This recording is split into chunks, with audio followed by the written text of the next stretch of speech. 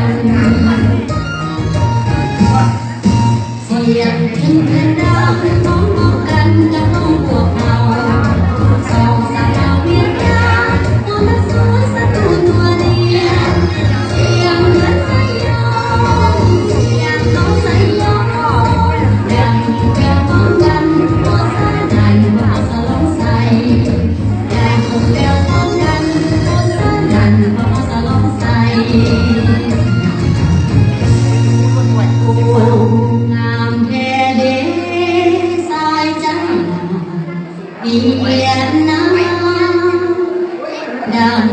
ดวงจำปาแลบัวหลวงพวงบ้านซื่อ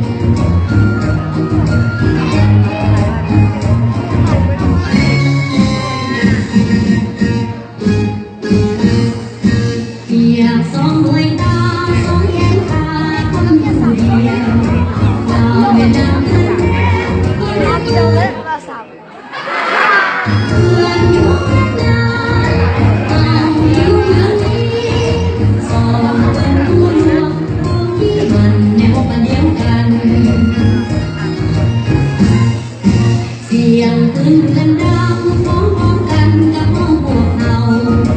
สองสาราเวียนน้ำมองกันสูนสะดุดมาเดียวเสียงเหมือนไซโยเสียงของไซโยดังเดียวพร้อมกันสายดันก็มาสะล้องใส่ดังเดียวพร้อมกันสายดันก็มาสะล้องใส่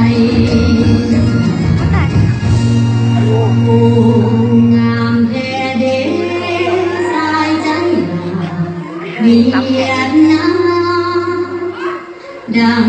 ดวงจำปาแลบัวหลวงพวงบ้านซื่อเปียกอายน้องเกิดพวกพ่อแม่เดียวกันแข่งกันเป็นตายด้วยกันสู้ด้วยกันและทุกข์ด้วยกัน